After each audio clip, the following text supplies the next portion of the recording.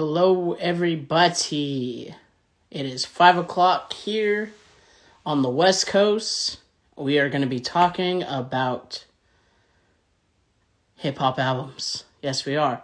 All right, so I'm going to invite our guest. They're going to be coming on pretty soon.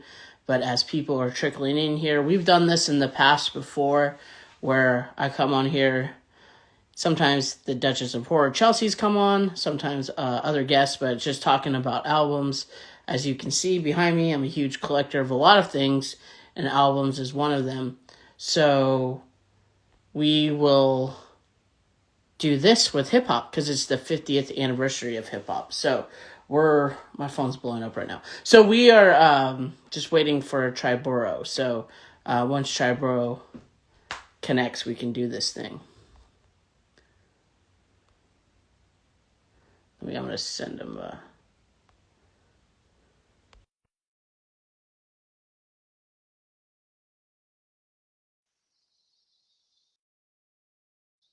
all right. Hope everyone's doing well. It is almost Thanksgiving here in America, and it is time where this is the week where people really don't do much work.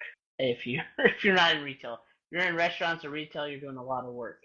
But other than that, most people are just kind of just clocking in and doing as little work as possible. So we're just waiting for Triboro.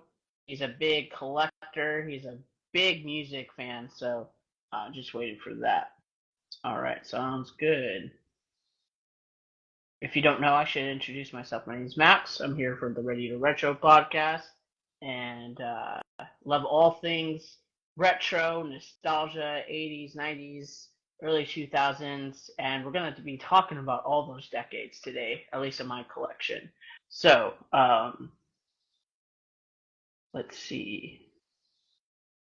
How's it going? We are waiting for Triboro to get on here. We're going to be talking about our hip hop collections, our hip hop vinyl collections. Let me try to send one more invite. Let me see.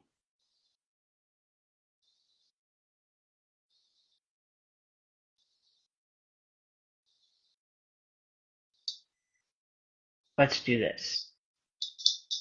What's up, everybody? What's up? Waiting for Triboro to get on here. We're going to be talking about our hip hop albums, our vinyls on LP, on wax. There's a lot of ways to say it. So it's 50 years of hip hop, which is insane. Crazy, crazy, crazy. And it's just getting better and better. Kind of. Depends where you look. So what I might do is I'm going to see where he's at. Oh, there we go. There we go. Okay, now I accepted the call. Hello, everybody. Hello, everybody. Technology.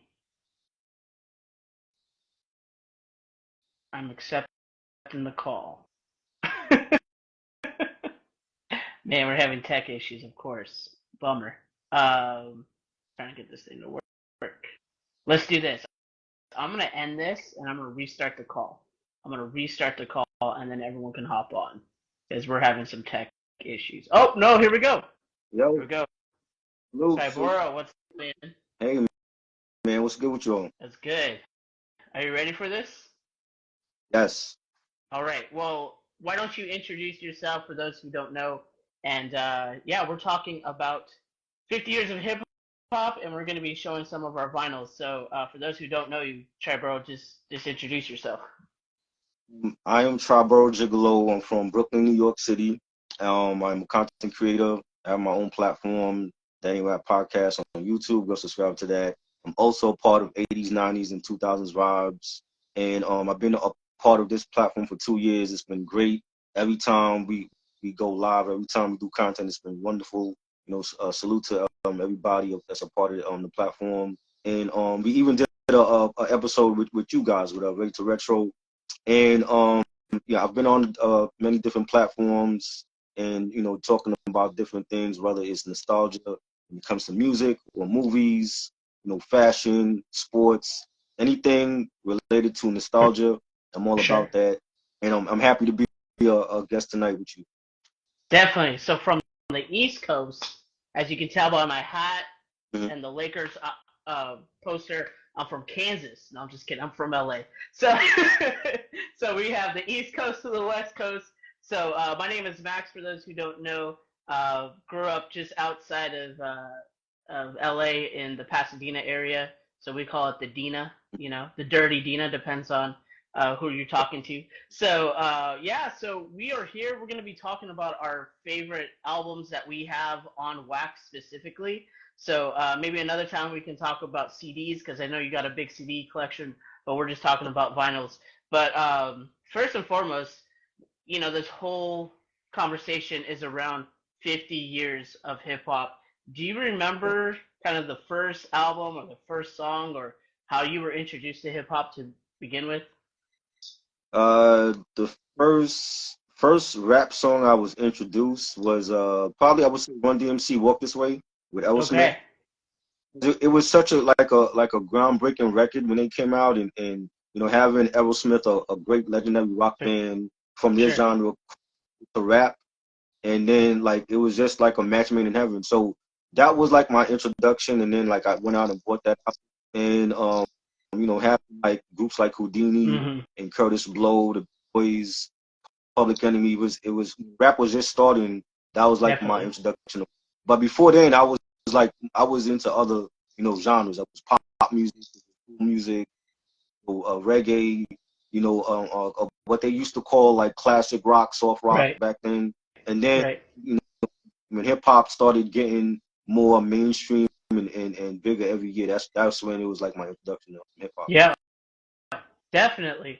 So I was born in 1990, so uh, really grew up, especially when I was in middle school when hip hop and rap became kind of mainstream music, you know, and I'm sure we'll get into that.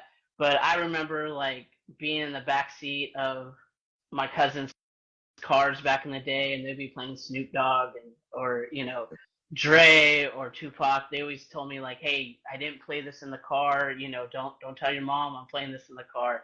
So yeah, man. I mean, growing up with it, it's just it's been a trip, and I can see how you know some of the music really influenced me, especially how to be expressive and creative. So let's just get to it. Let's get to it. So that's kind of our history and our celebration of hip hop 50 years. Mm-hmm. So I'll let you do the honors. Why don't you go first? What's the first thing you want to show My us tonight?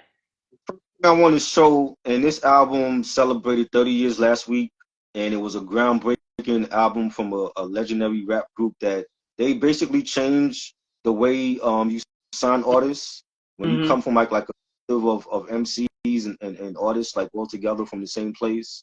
And I think this group, you know, without this group, you wouldn't have, you know, groups, you know, later on like a Dipset or a G Unit. So I'm gonna go with Wu-Tang Clan into the 36 There Chambers. you go. They boom, phenomenal album. I have this album. This might be the only rap album I have on multiple formats. Like I have it on CD. I have two of it on vinyl. Oh, you got it as well. Okay, Oh, I got this. it's an essential. It's an essential. I have this one with the like the full booklet and all that. Yeah. I had it back in the day. Originally, I had bought it on cassette back in '93, and then I ended up getting it on vinyl and then CD, you know, years later.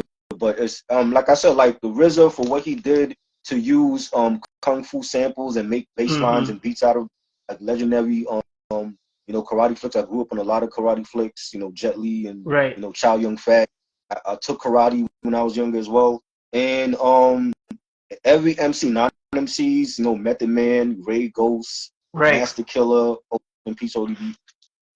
Every MC had their own style. They lyrically sharp, and the singles he picked out, you know, Protect the Neck was the first single, and Cream. A lot of people know Cream, and you know, Can It All Be So Simple. Method Man had his own solo joint on here, and Mm-hmm. they it was a groundbreaking group, and to me they're like top five all Oh, time when it for comes to sure. rap groups. Yeah. Absolutely. Yeah. So like, I'll talk about it because I have it as well. So it's an essential. I think if you're gonna have any kind of collection, um, when it comes to hip hop, you have to have this one. So I remember just man, I remember being like in high school and first kind of being introduced to the album, and we used to play it before our basketball games. And for whatever reason, I don't know, it was kind of like a blind spot Wu Tang. I don't know why, because I listened to it, but maybe because it came out a few years before I was like really getting into hip hop. But if any of you watching this has not seen the Hulu series of Wu Tang, go watch it. It is phenomenal. I love it. It's creative. It was also the RZA was able to produce it too, so it's not just like a fake documentary, but it's real good. And actually, I was in New York two years ago, 2 summers ago, and I got to see the GZA perform at Blue Note. So that was dope Nice. to see him perform. Yeah. So let me do my first pick. So this is the Okay. first album, the first rap album that I ever owned. Before I was even really collecting, I picked this up. So when did this come out? 2003. So it's G Unit, Beg for Mercy. Mm-hmm. So this is a classic. So I mean the main one that everyone knows is Stunt 101, but this was during the time where it was big beef between the Game and G Unit. And I remember out here, being on the West Coast, you had to be, you had to go for the Game and things like that.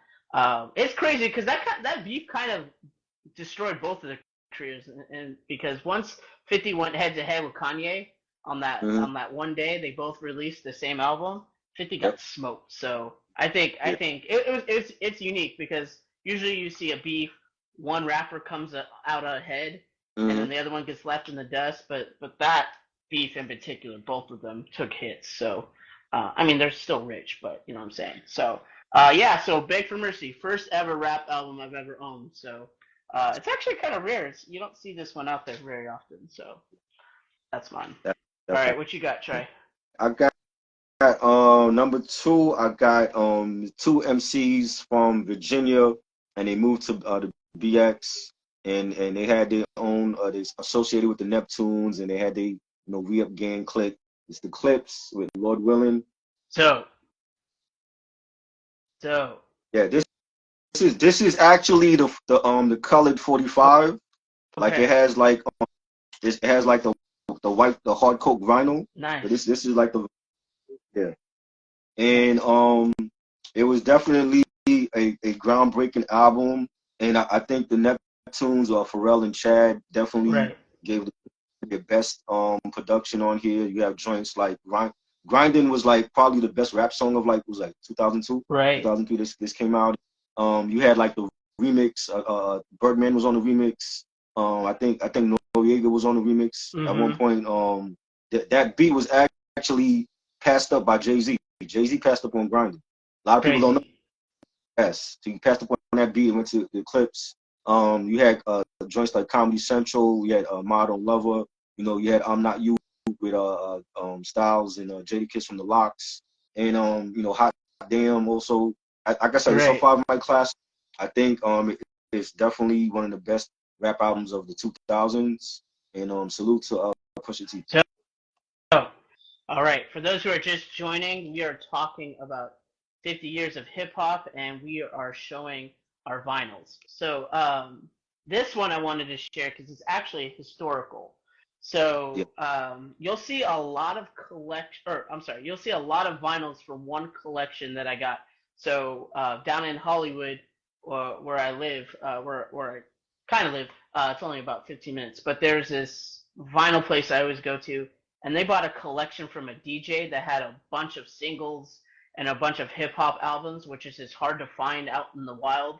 So I got a lot of the albums you're gonna see are from this collection. So this one is Christmas Rap from Curtis Blow, and the reason why this is actually significant is because because of the single and how successful it was.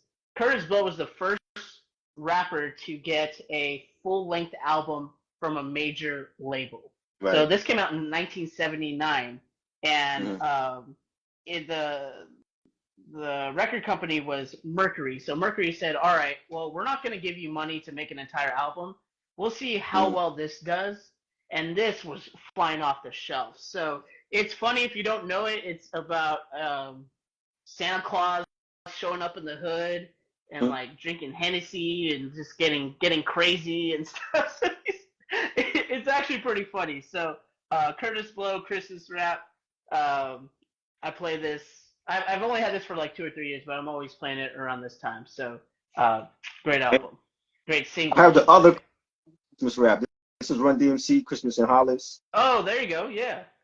on 45.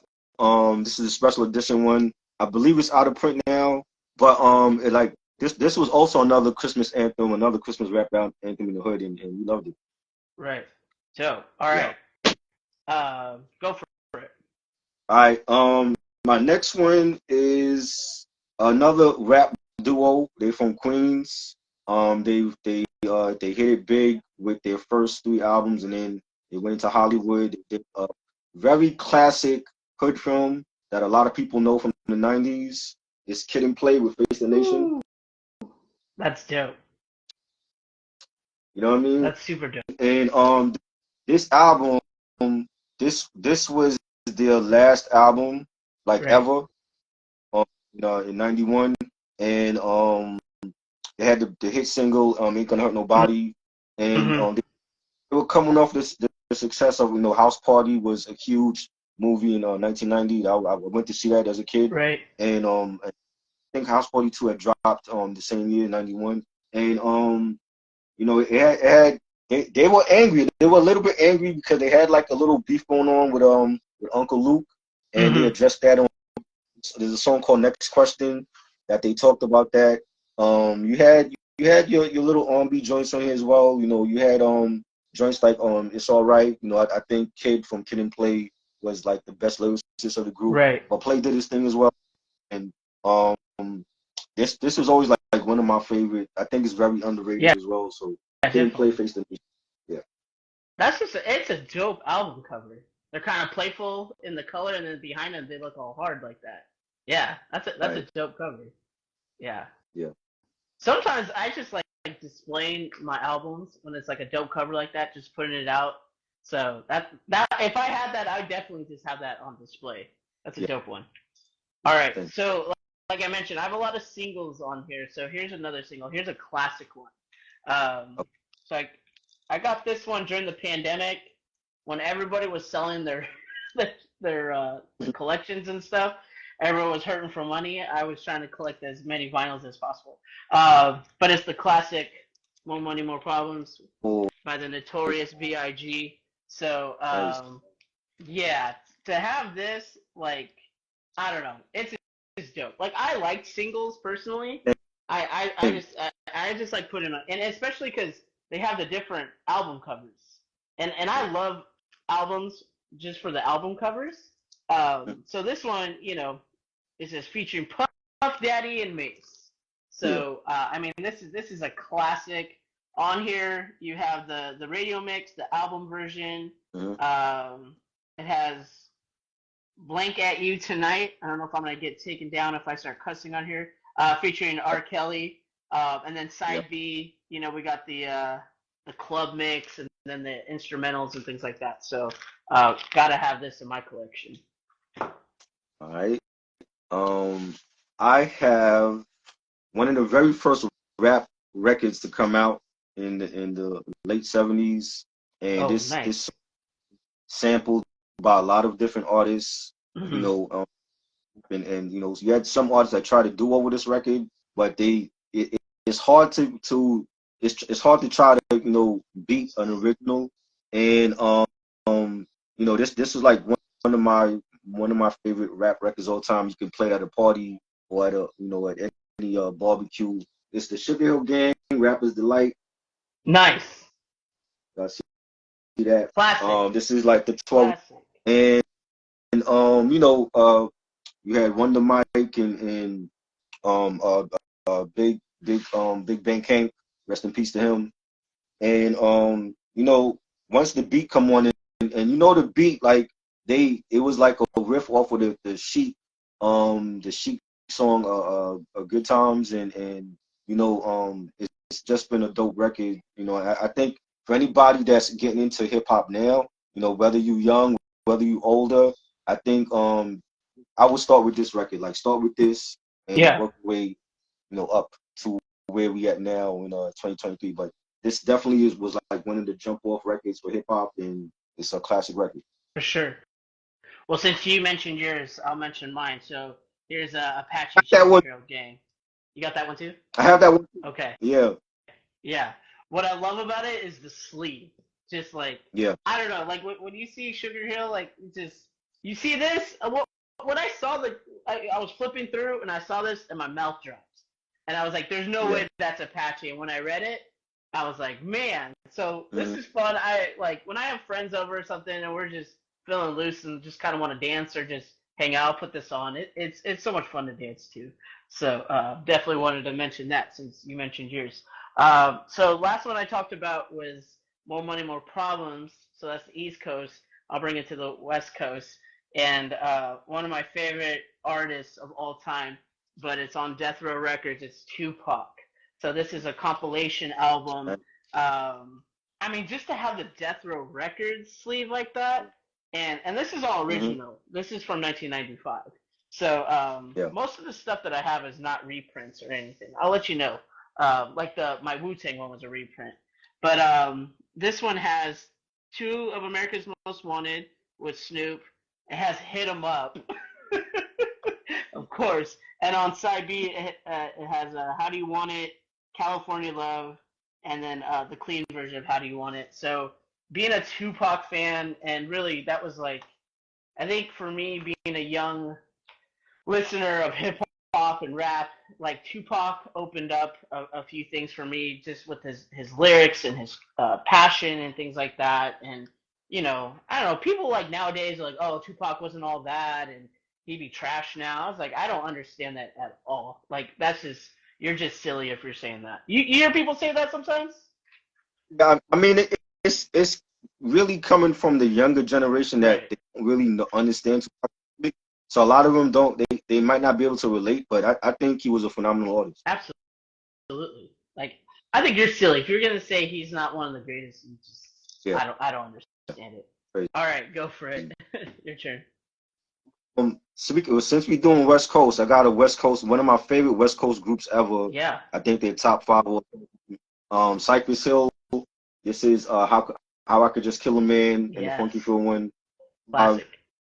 and I love Cypress Hill because like they incorporated the Latin culture into hip hop at a Mm-hmm. time when we wasn't really seeing that except for like we had Kid Frost on the West Coast and we had the Booyah Tribe, but for Cypress Hill like to incorporate weed culture and the Latin culture into hip hop, and then they sounded like a New York City group with the boom bap, and Right. it was great. It was great. This is definitely like one of my favorite Cypress Hill records. How I Could Just Kill a Man. It's been in different movies and shows. Classic. Um, albums. The first album, the self-titled album from '91 was great.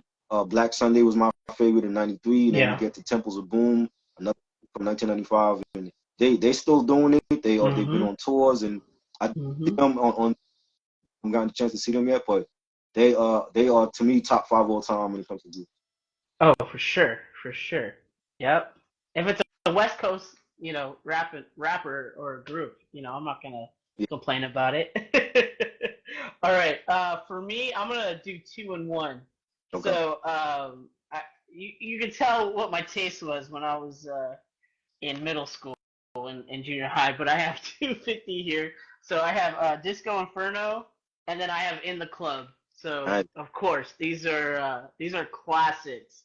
And again I like the singles. Eventually I'll Yeah. get the full albums. Especially I'm surprised I don't have Get Rich or Die Trying yet, Right. because that was just a huge album when I was a kid, and Yeah.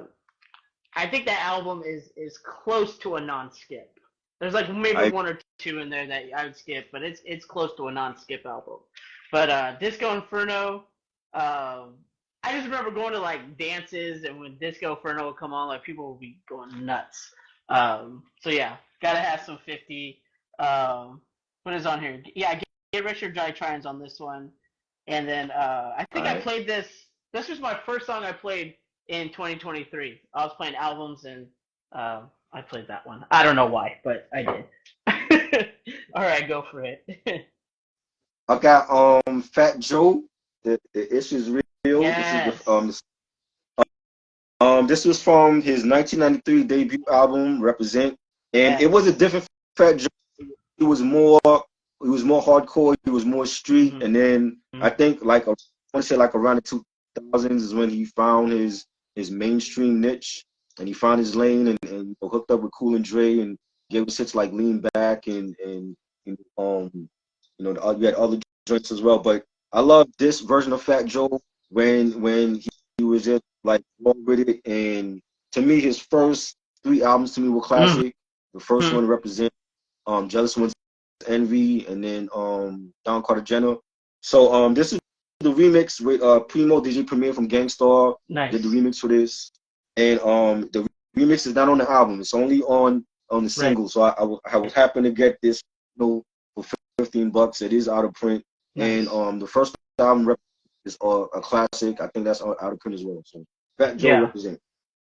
No, I think you're right. I think like the earlier stuff with Fat Joe, I know like we kind of think of like he just showed up in the early 2000s or whatever, but he's been in the game for a long time, and I think he's like in a way he's underrated. Like we all know his stuff, but I think we just know like his more popular stuff. But like you were saying, like the earlier stuff is I think Oh, yeah. people just overlooked, or the casual listener probably doesn't know his discography like that. So yeah, you're making me want to go back to that album and listen to it. I'm gonna have to do that. All right. So for me, again, it's another single, but this one's fun. I love playing this. It's DJ Cool. Let me clear my throat. Man, talk about a classic, right? And I don't know why, like, at least for me, when you go to like weddings or when you go to like I don't know uh, clubs or something, they play throwback Yeah. joints. They don't play this one, and I don't understand why. Because this, you put this one on, people start dancing. Mm-hmm. People start getting a little rowdy. So yeah, this one, and I love how everything's like a classic, cool original version. It's all with K. So this came out. When did this come out? 1997, which I always think it's earlier in my mind. But DJ Cool, Let Me Clear My Throat. It's a single, and I love that it's the top. You do it on the Mm-hmm. top, not Right. on the side. So, yep. Right. I got another Wu-Tang member, and he had one of the best Wu solo albums of all time, in my opinion, top five. I think he had one of the most hilarious intros to start a rap album. ODB, Oh, Return of the 36 Chambers classic, album. Rest in peace, classic. ODB. And like again, like the RZA did all the production. You Mm-hmm. had the Method Man's on here, Raekwon. You had even ODB's crew, Brooklyn Zoo was on this album. 12 o'clock he gave us a lot of memorable records. Shimmy Shimmy Ya, Brooklyn Zoo, Baby Come On, Mm-hmm. Sweet Sugar Pie. Raw Hide was also on the Tales from the Hood soundtrack. Right. That's also on this album. And yeah, like I said, it's one of the best Wu solo albums ever to me. Ever, And I don't feel like ever. it. I don't think it gets enough credit like Cuban Link or Tikal Right. or Link Woods, Iron Man. But to me, it's definitely like top five all time when it comes to Wu solo albums. So Yeah. this is ODB Return to Chambers, the dirty version. And I love the album art to that. It's like his mugshot and stuff. It's so good, man. It's so good. I'm surprised I don't have that. To be honest with you, I need to get that one. It's out Yeah, there man. and stuff. My thing when I collect, No, if it's not on sale, I'm not gonna buy it. No matter I how feel much, you. unless it's something that I'm like I cannot pass this up. Mhm. But and there's so many reprints of that particular album and things. So, but with Black Friday coming out and stuff, I'll be on there looking for the best deals because collecting albums, man, you're gonna go broke. It is not a cheap hobby. All right, Definitely. so for who are just joining, we got Triburo here. My name is Max, and we are talking about 50 years of hip hop, and specifically just sharing our collections on wax on vinyl. All right, so to me, in my personal opinion, this is the biggest what ifs in hip hop. But Lloyd Banks, right? Like, what if his career was actually supposed to be what it was supposed to be? So I don't know if this was true. Like, I never really dove into it to see how true it was. But I heard that his Rotten Apple album got stolen from a girl. Is that true? Yes, so, that is true. That I story way back when they DJ Who Kid was he had a radio show on Sirius Radio, and he played nothing but June and stuff. So I did hear that story that allegedly Lloyd Banks had a threesome with two women, and he fell asleep when the two women stole the CD. Man. And this is I don't think he handed it into the record label yet. So it was already done, but the record label didn't have it. And what happened was he had to go back in and do over that whole album. So what you hear on Rotten Apple is not the official sophomore album. No. And he had to do it like in a month or something, or something like in a couple weeks. Like, he had the finished album. But I think if that never happened, because, man, this album, Hunger for More, man, he, like, I don't know. I'll be biased. I don't want to be so crazy out there. But, like, when you're talking about a first album, man, Lloyd Banks, I thought Lloyd Banks was actually going to be the one who went beyond G-Unit, because to me, he was the best rapper out of the group. He had the most skills. He had the best rhymes. He had the persona, and his voice was so unique. Anyways, this is Karma from Lloyd Banks. But, yeah, to me, that whole story, and I heard that, I couldn't believe it when that happened. So, because when I listened to Rotten Apple, I was like, well, what is this? You know, it didn't seem, I was like, this is, like, what?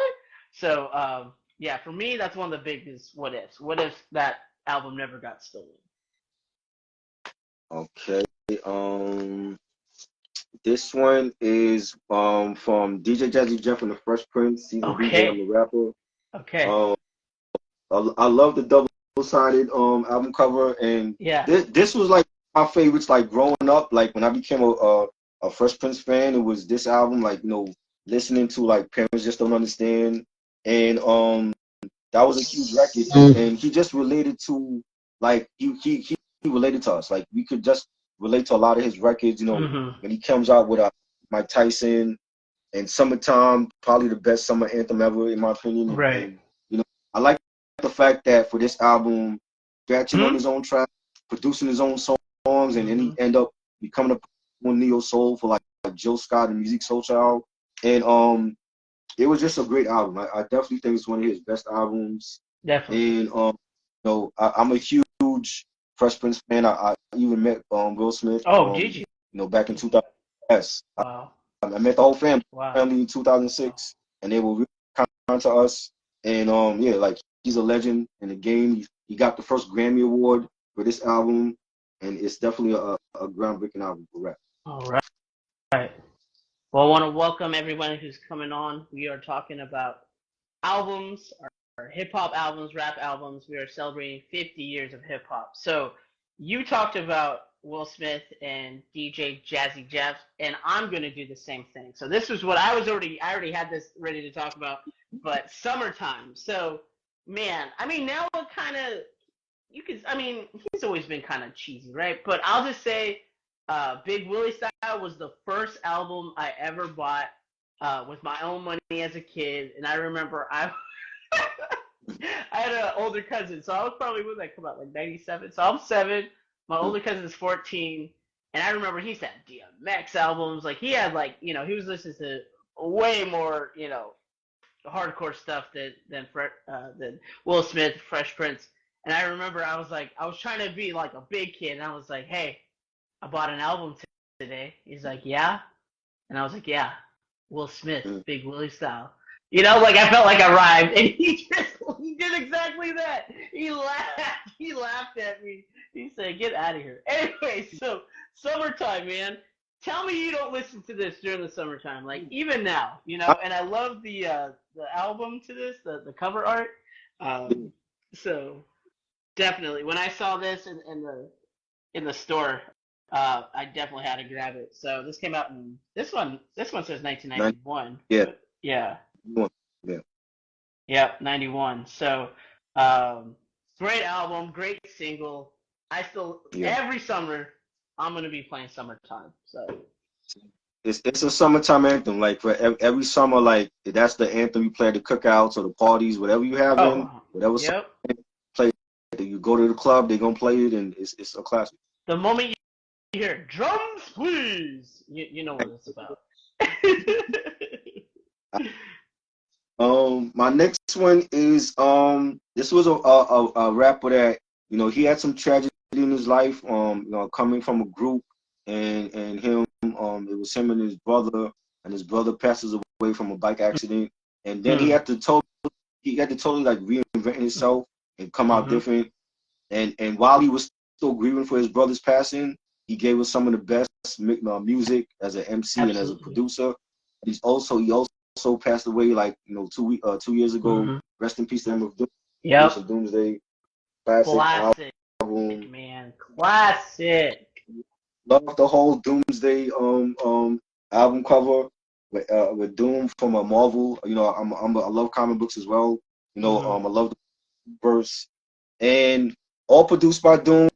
All the rhymes is all Doom. He had a couple features on here as well, but like over this time while he was grieving, like I said, like he reinvented himself, and he gave us a lot of classics as well for like other people. You know, did a whole album with Madlib called Mad Villainy. That's classic as well. I love that album. He gave us the M Food album. You know, he did stuff with Master Ace. He did stuff with, you know, West Side Gun, a whole bunch of other artists. You know, Joey Badass, and this man was legendary, and I feel like he didn't get his flowers when he was alive, but we definitely got to give him his flowers. And this is a from definitely. Yeah, that's a classic album, man.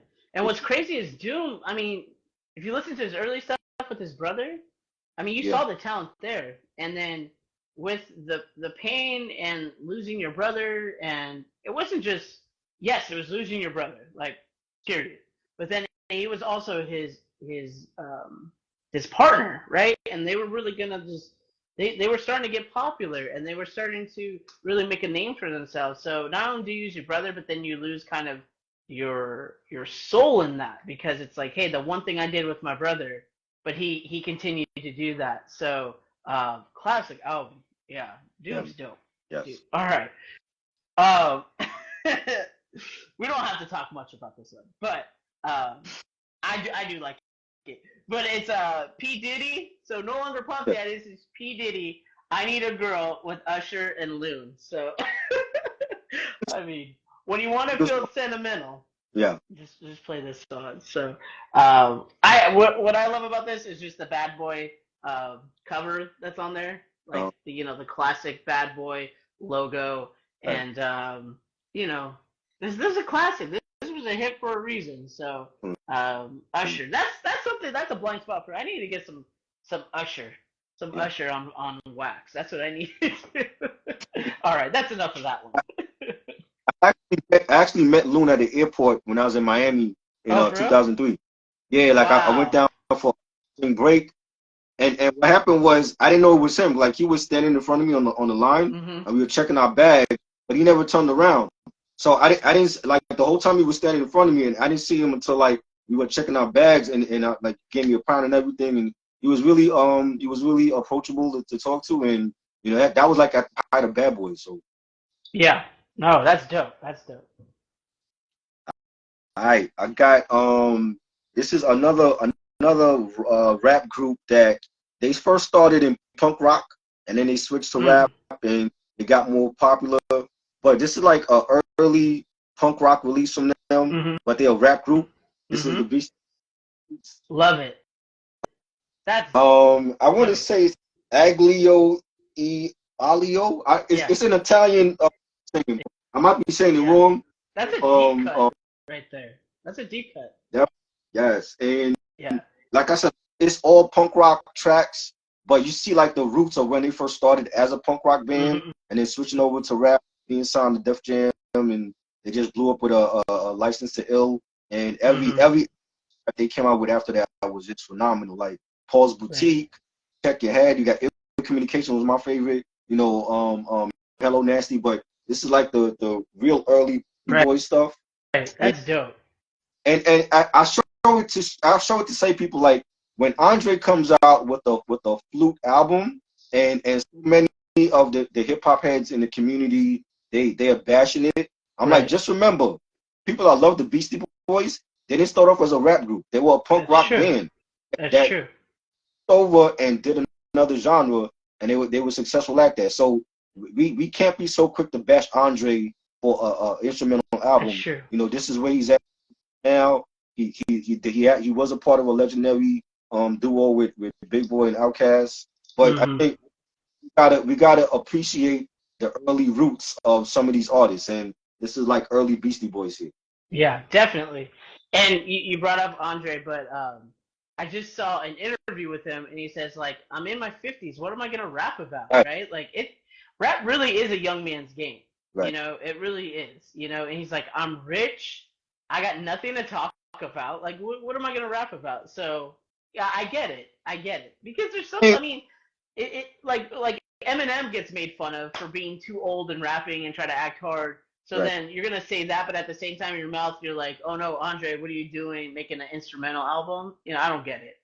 But I don't feel like it's a young man's sport. I feel like Nas went on a phenomenal 6-album run, and he's 50 years old, and he's really the only MC from the 90s that's successful and still out here putting out new music. And they don't have to be classic. But if you can give us like grown quality rap and it's playable for years, that's all I can ask for. Not every album needs to be a classic. Right. No, I'll give you that. That's true. All right. So this isn't a pure hip hop album, but there's a lot of hip hop influence in it because Kanye produced it.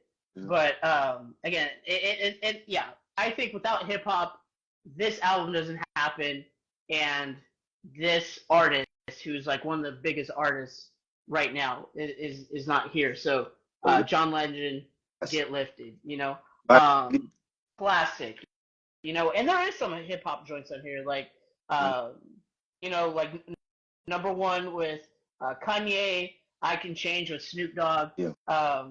But like it was so interesting. Like 2 years ago, my wife and I saw John Legend in concert, and I since this album came out, you know, I heard Ordinary People on MTV, and I was like, what is this? This is a game changer, right? I've never heard anything like this. So when I was at the Greek Theater, it was a bunch of old crusty white people, and I was like, what? Like that's his clientele now.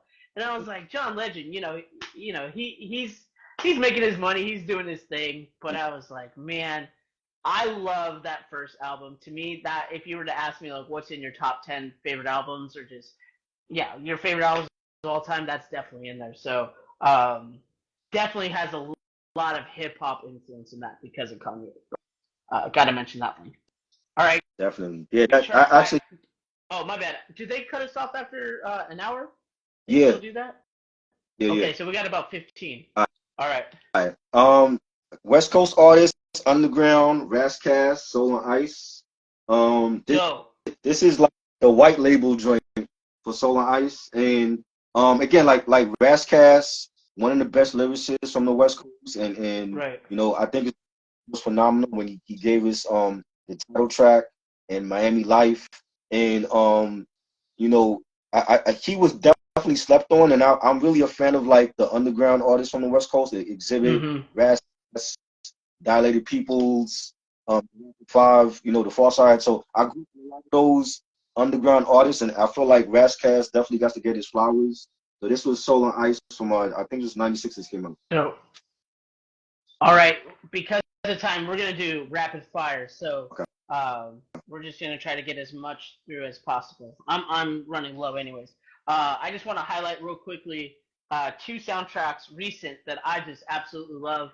It's Black Panther from the first and second one, So I love the first one, with Kendrick. Man, talk about a concept album, man.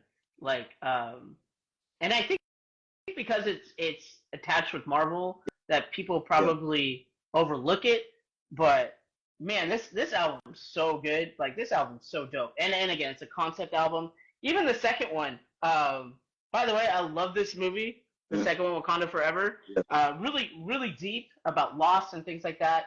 But what I love about it is you have hip hop, you have Mayan music, you have it's so diverse. It's so diverse. So both of the soundtracks for Black Panther definitely want to talk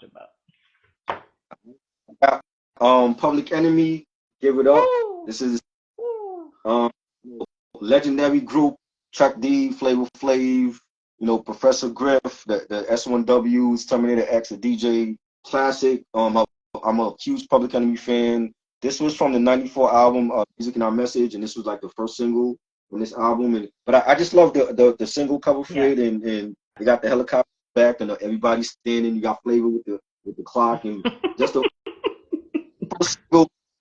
The young generation, like Flavor of Love, Right. but he was thing with Public Enemy back in the '80s, the late '80s. Yep. This is a legendary.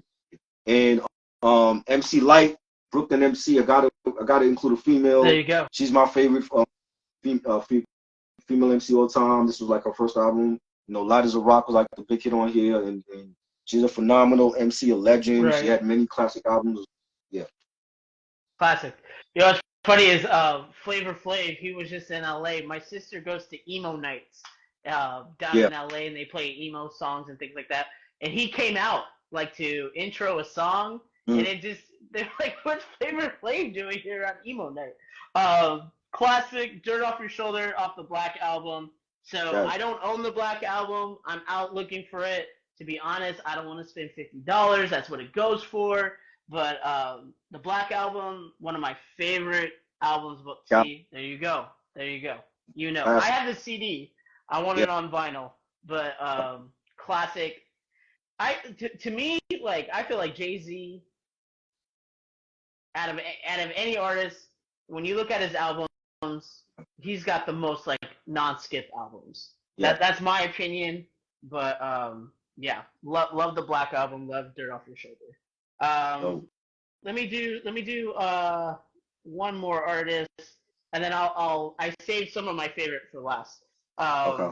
So I got two fabulous joints. So it's Breathe and Into You. So I saw Fabulous at the first Lovers and Friends festival in Vegas.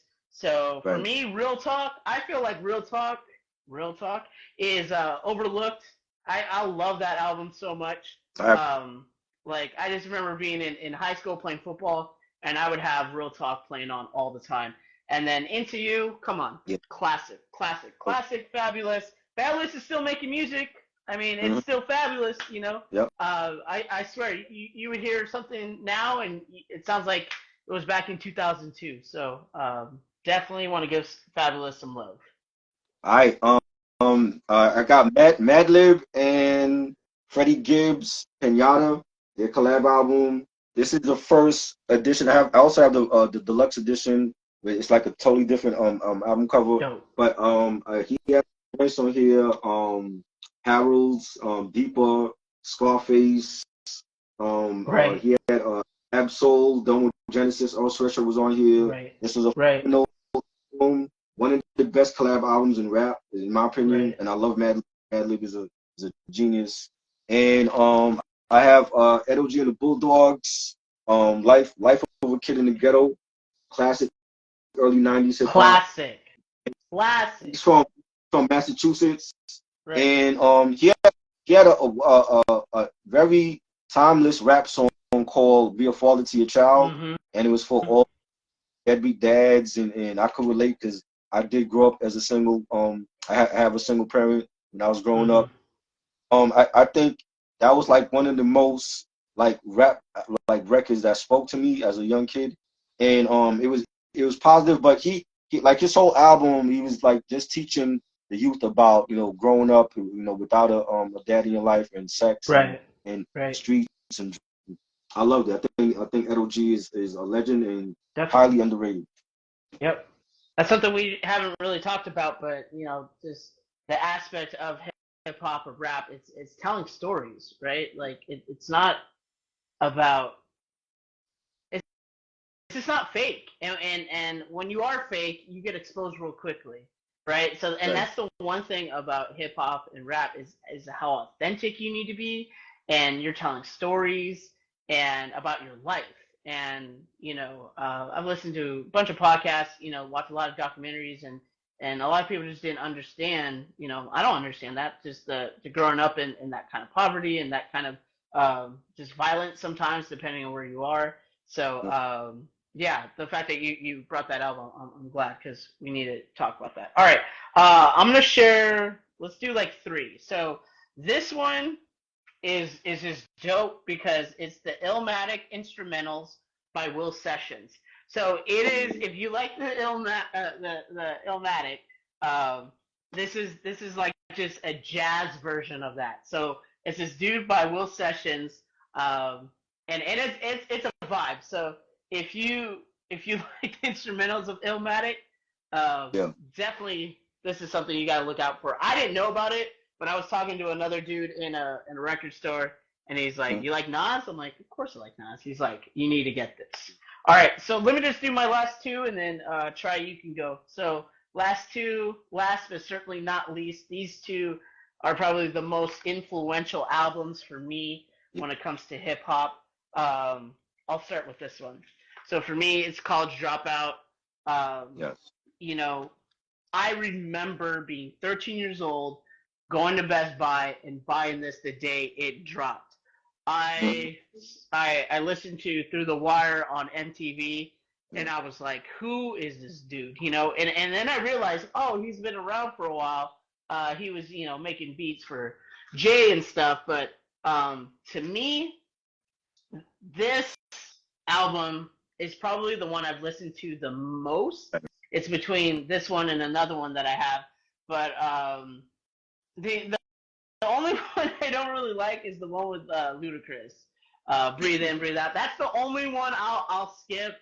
Yeah. I don't know, but other than that, like the skits are funny. By the way, this one doesn't have all the skits, so if you want the Right. complete version, you got to have the CD. So College Yeah. Dropout, loved Kanye. I knew like I always told my friends like, oh, this dude Kanye West. Like who?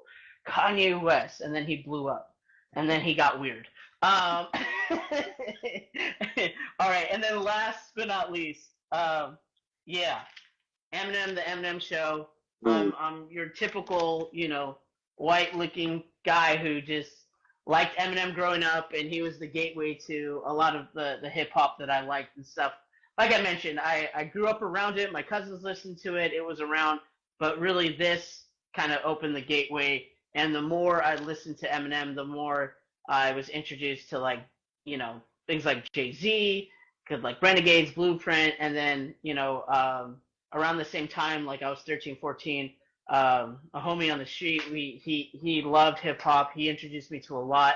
And so he was telling me about all the stuff that I missed.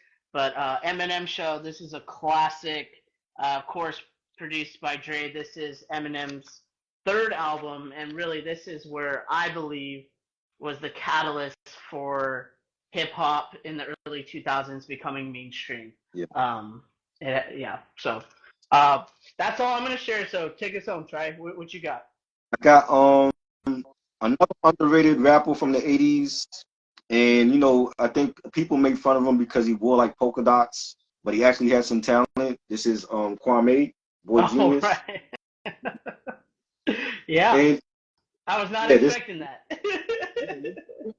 he wore polka dots. That was his gimmick, but That was his he thing. actually, and I think you know and he's a producer now. He did stuff with G Unit. He did stuff with like a lot of underground artists now coming up, and you know he had like the little high top fade with the Mm-hmm. little blonde streak in the middle. He was great. He was definitely a great artist, and I want to salute him as well. And we gotta give him his Definitely flowers. give him So his yeah, this is Kwame. flowers. Yes. I have a group from Queensbridge, and they were very underrated at the time when you had Mom Deep and you had Capone Noriega, and group is called Screwball Style. To be Definitely honest, underrated. I'm not familiar with them. Yeah, they were dope. Like I said, like they were underground hip hop, and you know they had a lot of dope production.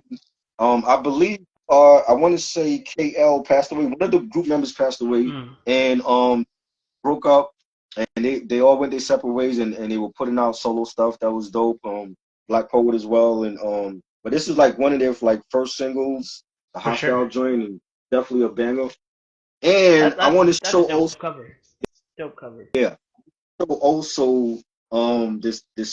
Remember I told you I had a special edition for the Into the 36. But this is the special edition.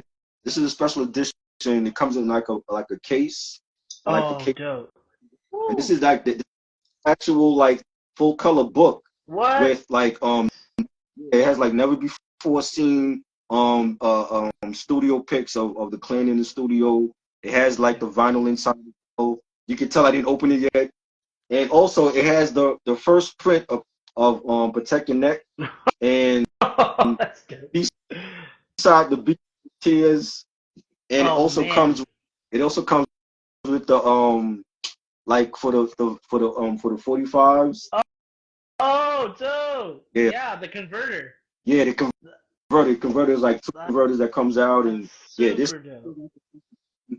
and it's and like I said, because you could probably find it on Discogs or eBay, and for a good price, hopefully, because you know like they always raise the prices up on those sites.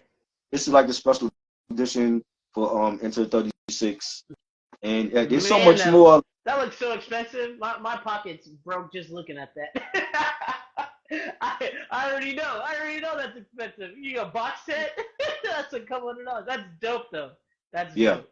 That's dope. And then all right. Next many more wanted to show, but I know we pressed for time, so hopefully we can do this again some. Yeah. Absolutely. It gives me an opportunity to collect more. But before we get kicked off of Instagram, once again, why don't you just introduce yourself and anything you want to say as we head out? Yeah. Follow 80s, 90s, and 2000s vibes, a podcast where we record every Wednesday and we drop our episodes on Friday. So look out for the next episode on Friday, Black Friday. Shout out to the whole team, Jamal and Quay, Kevy. Go follow them. They check their podcast out. Shout out to Matt Corbin and Lee Boy from All That Nickelodeon. Shout out to him. And so follow us on all streaming platforms, Apple, Spotify, and any major streaming platform. Follow us on TikTok. Follow us on Instagram. We got lots more coming. Follow me on Instagram, Tribal_Gigolo. Follow my YouTube channel, That Ain't Rap Podcast as well. And thank you once again, Max, for having me. And hopefully we can do this again. Absolutely. We need to do this again, man. Definitely. My name is Max from the Ready to Retro podcast. We talk 80s, 90s, and early 2000s. So you understand where me and Try, where we connect. So, right now we're in the middle of Nick November. So if you're a Nickelodeon kid, come on over and check out our stuff. But we like to talk all things, especially the 90s. We get in there. We've had people from your favorite TV shows and movies on there. So you can follow us on Instagram, TikTok. We're on all those streaming platforms for podcasts. And before we head out, just again, thank you so much, Triboro.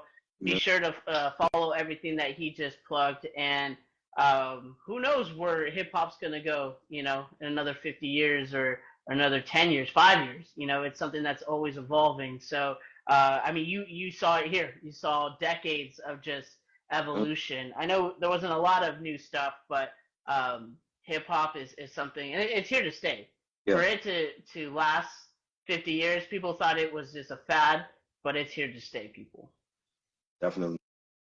All right. Well, this is Triboro. This is Max signing off, and you guys have a good one. Be safe on Thanksgiving, and we'll see you next time.